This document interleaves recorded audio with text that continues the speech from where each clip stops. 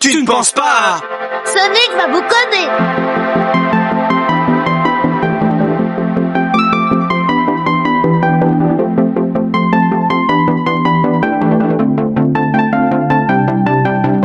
Sonic va vous parler! Créer des dessins animés pour lancer une ligne de jouets ou de jeux vidéo était une pratique assez courante. Donc t'es sûr qu'on est sur la bonne voie? Déclinant ces dessins animés comme des spots TV géants pour les producteurs, transformant les enfants en prescripteurs pour les parents.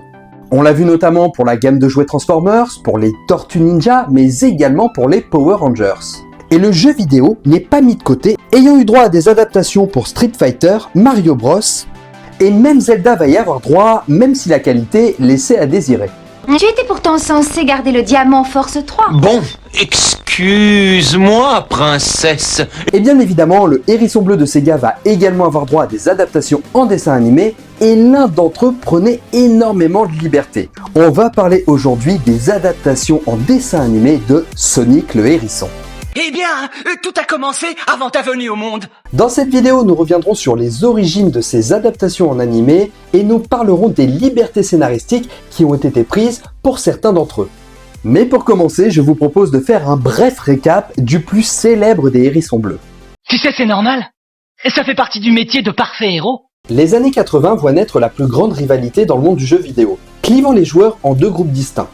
La Team Sega d'un côté et la Team Nintendo de l'autre. Même si on sait qu'aujourd'hui Nintendo va gagner cette bataille, ils avaient déjà pris de l'avance à l'époque, ayant une figure unique et représentative de la marque, Mario Bros. Connais-tu les deux frères plombiers, héros pas zéro dans les jeux vidéo? Sega voulant également marquer en ayant une licence de jeu qui serait la mascotte représentative de la marque, il pense tout d'abord à une jeune licence nommée Alex Kidd. Puis Naoto Oshima va commencer ses premiers croquis en 1986 du hérisson devenu bleu pour coller aux couleurs de la marque et surtout faire contraste avec le rouge de leurs concurrents. Oshima sait qu'il va devoir convaincre la firme face à d'autres propositions que vont faire le département de recherche intitulé Sega AM8, proposant de leur côté un lapin pouvant étirer ses oreilles ou un tatou pouvant se mettre en boule. On aura même droit à une caricature de Theodore Roosevelt qui va servir plus tard de base pour le car design de Robotnik. Vous avez dit tout haut ce que je pense tout bas. Jouez ce hérisson! Finalement, c'est bien le Mr. Needlemouse de Oshima qui est sélectionné, rebaptisé par la suite Sonic the Hedgehog. Eh oui, je suis Sonic le Hérisson Bleu. En rapport avec sa vitesse, offrant également le nouveau de Sega AM8 devenu Sonic Team. Et le hérisson s'offre le luxe d'avoir pour design des chaussures directement inspirées des couleurs de l'album Bad de Michael Jackson, voulant un contraste très intense entre le blanc et le rouge. Je vous passe la description redondante du hérisson bleu, rapide, arrogant et jeune. Mais pour l'anecdote, si le premier jeu Sonic voit le jour le 23 juin 1991 sur Mega Drive, sa véritable première apparition se fait dans le jeu d'arcade Run Mobile, Sonic faisant office de porte-clés des odorisants. Et pour illustrer le côté rebelle du hérisson, les concept art du début envisageaient que Sonic pouvait faire partie d'un groupe de rock. Et gardez bien cette info en tête, car elle va nous servir pour plus tard. Cet élément est finalement écarté par Madeline Schroeder, chef d'un des départements américains, qui est d'ailleurs pour la plupart considérée comme la mère de Sonic. Bien sûr, la licence Sonic va être un véritable carton et va avoir droit à ce qui nous intéresse aujourd'hui, à une adaptation en dessin animé. Et intéressons-nous d'ailleurs au tout premier sorti en 1993, Les Aventures de Sonic le Hérisson. Je suis Sonic l'électronique, je suis Sonic supersonique. Cours par-ci, cours par-là, tu ne m'auras pas. C'est le réalisateur Ken Butterworth qui chapeaute ce premier projet, mettant en avant Sonic et son ami Tails, apparu dans le deuxième volet du jeu vidéo, se battant chaque jour pour déjouer les plans de Robotnik, un vil savant fou cherchant à conquérir la planète Mobius avec ses inventions autant sophistiquées que complètement inefficaces. L'anime se décline en 66 épisodes et avait principalement marqué par le fait que chaque épisode proposait à la fin une leçon éducative sur la façon de se comporter. Sonic va vous connaître. Sonic va vous parler. Et la série va avoir droit à une sorte de deuxième saison déclinée en 26 épisodes.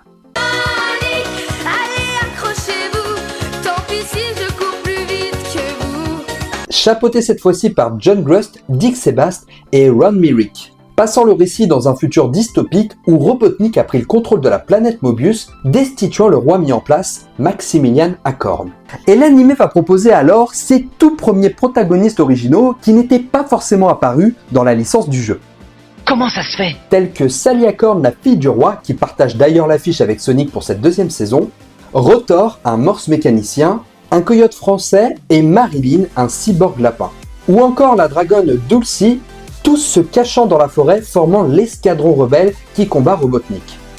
Et force est de constater que poser son action dans un futur dystopique est assez efficace pour mêler la discorde entre Sonic et un savant fou doté d'une certaine technologie. Et d'ailleurs, cet environnement dystopique va être utile pour inspirer le prochain animé autour de Sonic. Un animé qui va d'ailleurs prendre énormément de liberté par rapport à son œuvre originale. Il est temps maintenant de vous parler d'une de ses meilleures adaptations, Sonic le Rebelle.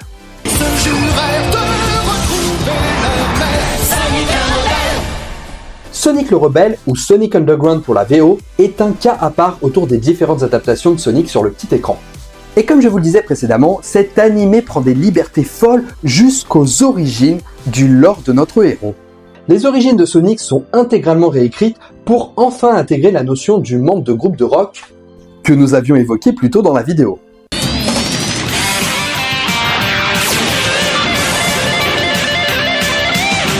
maintenant vous allez voir ce que vous allez voir. La dystopie reprise s'inspire directement du deuxième animé. Mais pour cette série, le changement le plus important résulte dans l'origin story de Sonic, car cette fois-ci, Sonic n'est pas seul. Un hot dog à cette heure-ci? Sonic, on est en mission prioritaire. Mission prioritaire, après ton coiffeur. On découvre que Sonic a un frère et une sœur avec lesquels il n'a pas grandi, issus tous les trois de sang royal, leur mère Eleanor, reine de Mobius, ayant disparu depuis la prise de pouvoir de Robotnik. La série propose 40 épisodes et est créée par les réalisateurs français Marc Boréal, François Eman et Daniel Sarriet. La série Sonic le Rebelle est à part pour ces raisons.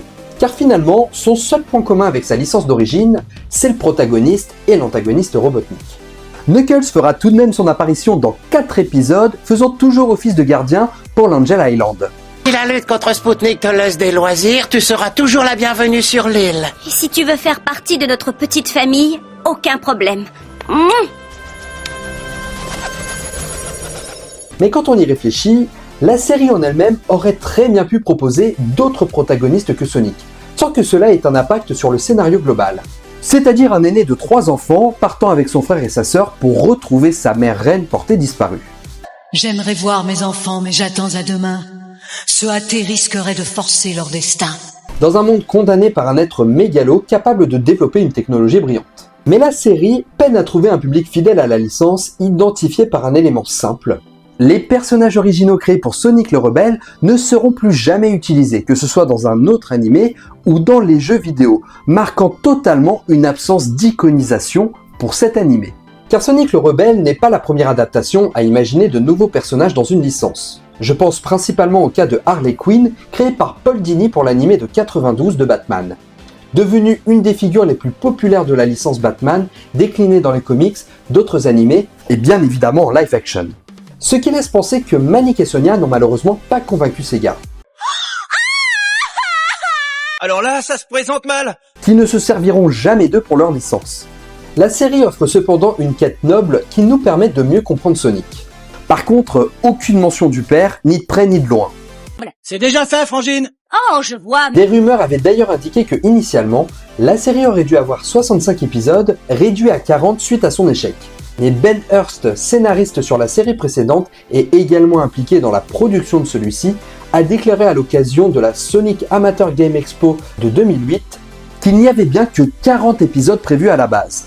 Cependant, cette notion me semble assez étrange étant donné que la série, si elle avait vraiment prévu 40 épisodes, n'offre aucune réelle conclusion. Les enfants ne trouvent donc jamais leur mère et laissent le spectateur sur sa faim. Prêt à payer le prix qu'il faudra. Je recherche quelqu'un. Sonic faisant un simple clin d'œil à ses origines en tant que personnage de jeu vidéo en indiquant en toute dernière phrase de l'épisode « Game over, Butnik ». Game over, Butnik.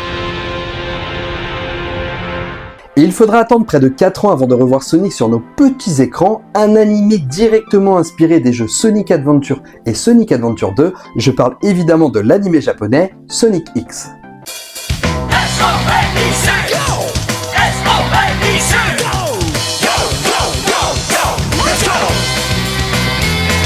Sonic Adventure lançait l'arrivée de la Dreamcast et s'offrait un nouveau look redessiné par Yuji Ukawa, le dotant de plus grandes jambes, d'un corps moins sphérique, des piquants plus tombants et des yeux verts.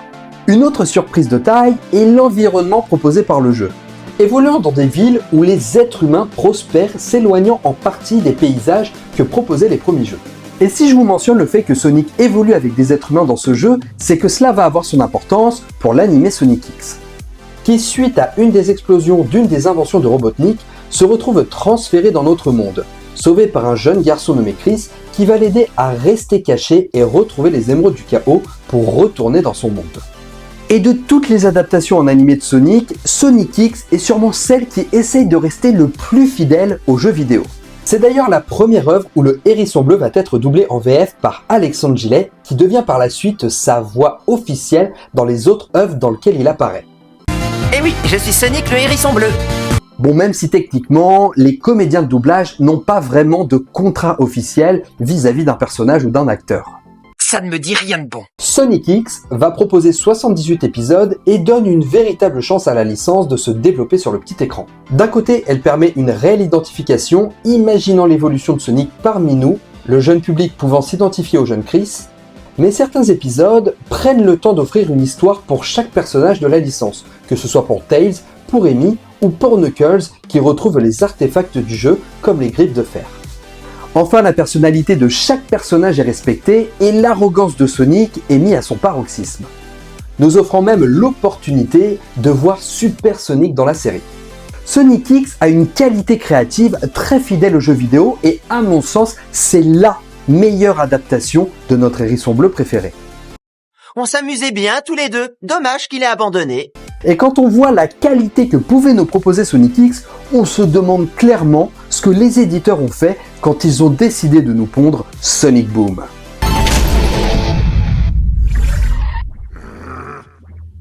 Alors je vais être très honnête avec vous, je n'ai jamais regardé ce dessin animé en entier, mais pour moi c'est un massacre total pour la licence.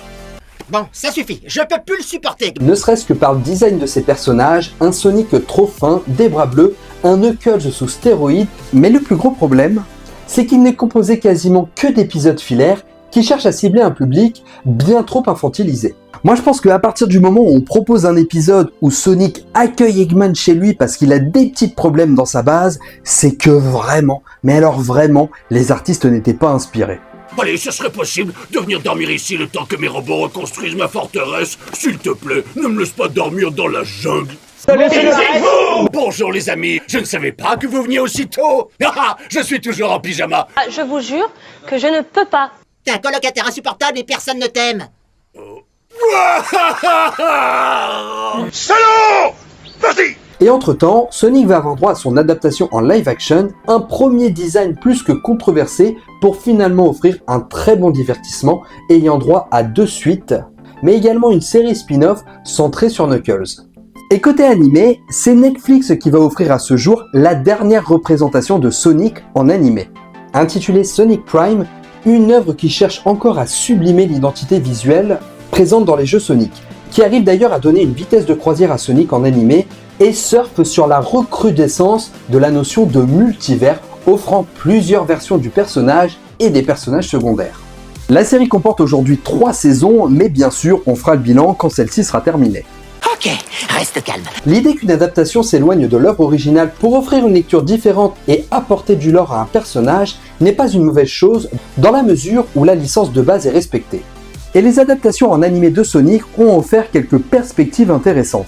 Que ce soit la première version essayant d'offrir une morale dans chaque fin d'épisode, que ce soit l'audace de Sonic le Rebelle à réécrire le personnage tout en gardant ses pouvoirs, sa personnalité et son aura, ou Sonic X qui cherche à sublimer un peu plus la licence d'origine et qui, à mon sens, est presque à la hauteur d'un bon shonen.